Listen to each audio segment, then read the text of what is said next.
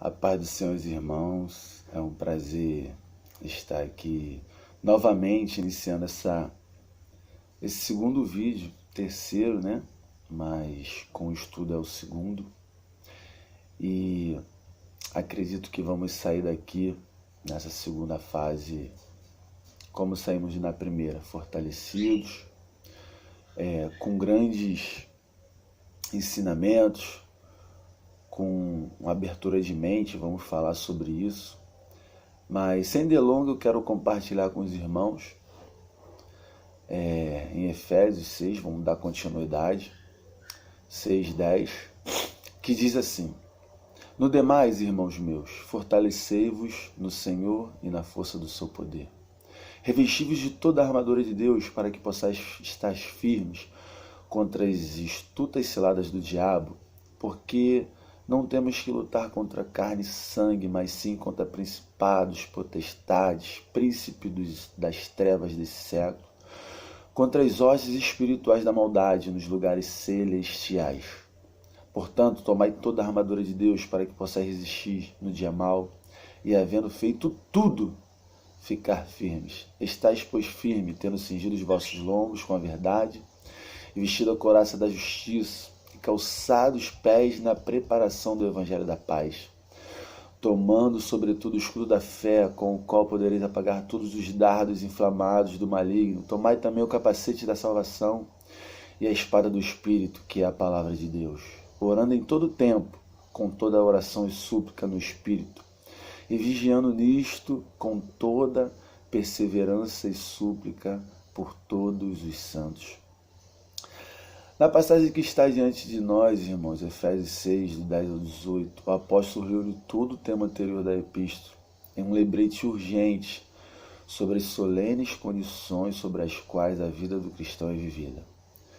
Por uma ilustração gráfica, mostra que a vida do cristão é vivida no campo de batalha, pois não somos apenas peregrinos, mas soldados. Não estamos apenas em um país estrangeiro, mas no território do inimigo. Embora a redenção de Cristo, que Cristo adquiriu para o seu povo, seja livre e plena, ainda assim, entre o início de sua aplicação a nós e a consumação final da mesma, há um conflito terrível e prolongado, através do qual temos que passar. É verdade. Esta não é apenas uma figura de linguagem, mas uma realidade severa. Embora a salvação seja gratuita, preste atenção, irmãos, embora a salvação seja gratuita, no entanto, não é obtida sem grandes esforços. Perdão. A luta para a qual os filhos de Deus são chamados nessa vida é aquela em que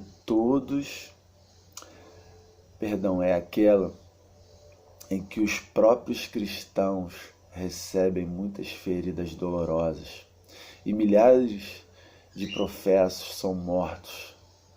Agora, como veremos nos versos que se seguem, o apóstolo nos adverte que o conflito tem relação com mais do que inimigos humanos. Os inimigos que devemos encontrar são sobre-humanos e, portanto, a fim de lutar com sucesso contra eles, precisamos de força sobrenatural. Devemos lembrar que o cristão pertence ao reino espiritual, bem como ao natural, isso é óbvio. E por isso eles têm inimigos espirituais, bem como naturais. E, portanto, ele precisa de força espiritual e também física. Por isso o apóstolo começa aqui dizendo: No demais, irmãos meus, fortalecei-vos no Senhor e na força do seu poder. Versículo 10. A palavra no demais denota que o apóstolo havia chegado à sua exortação conclusiva. E as palavras fortalecei-vos vincula-se ao que precede imediatamente, bem como ao que agora segue.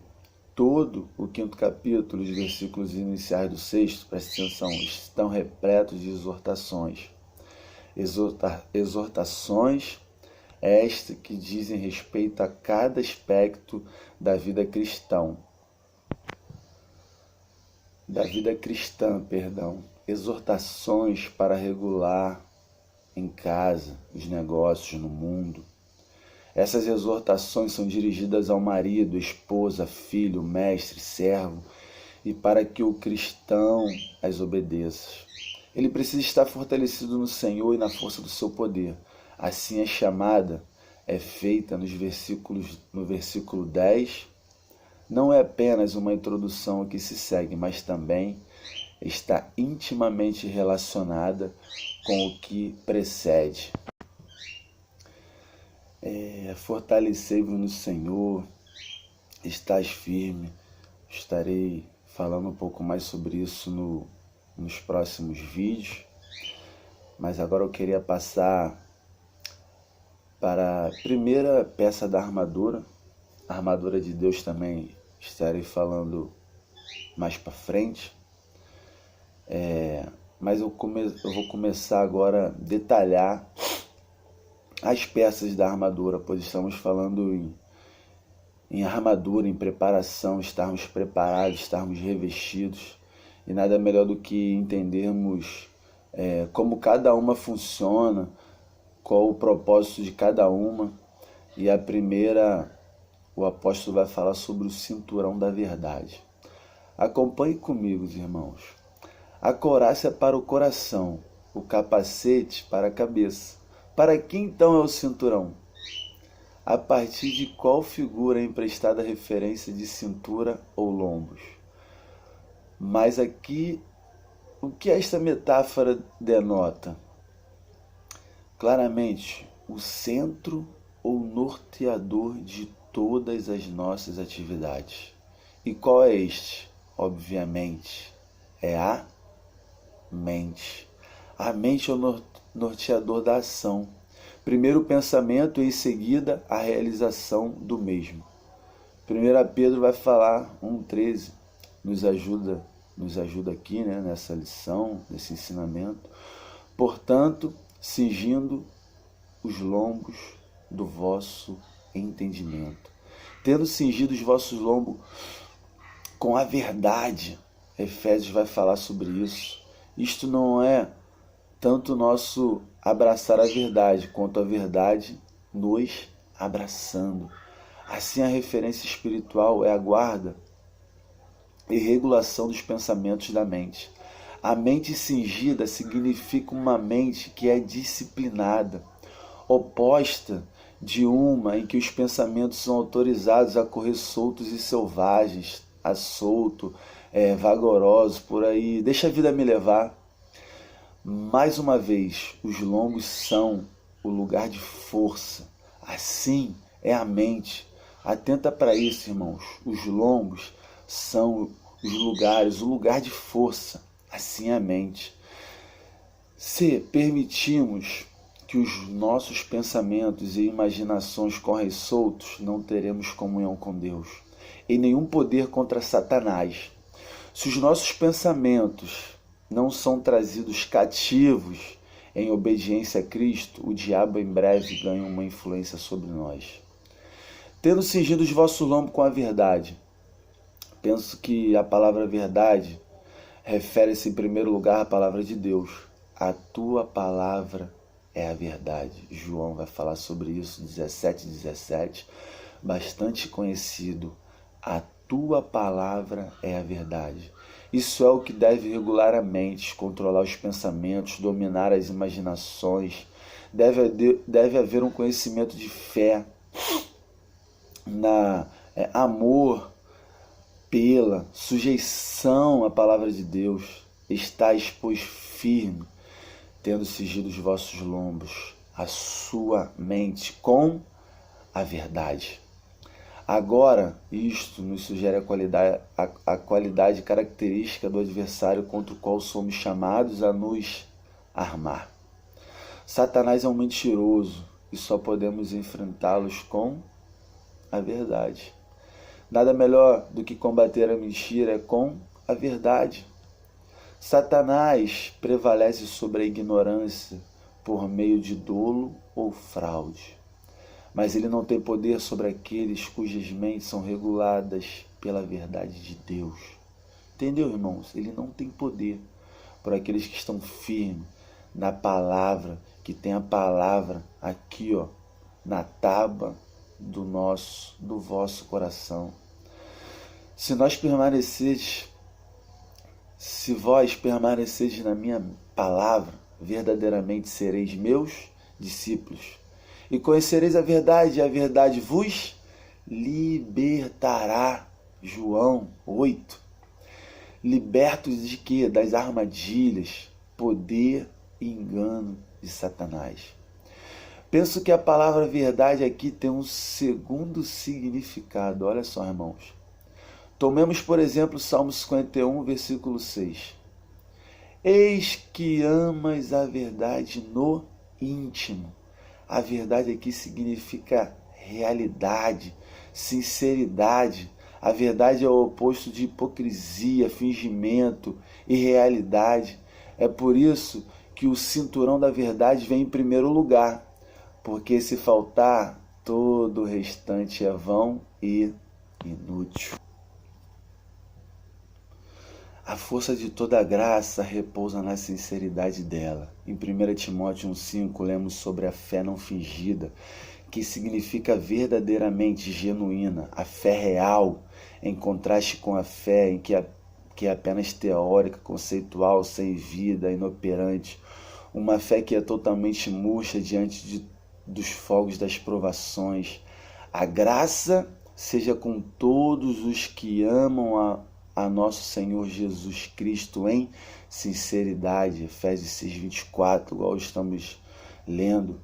Este é outro versículo discriminador que diferencia um amor real do falso, um amor verdadeiro do infiel. Existem milhares de protestantes que têm um amor a Cristo semelhante aos dos, preste atenção, dos romanistas, por sua mãe. Quem é a mãe dos romanistas? Maria. Católicos apostólicos romanos. Esse é apenas um amor natural, um sentimento carnal, uma emoção carnal, mas um amor genuíno, espiritual por ele. Esforça-se para agradá-lo. É uma coisa intensamente prática. Um princípio de santa obediência.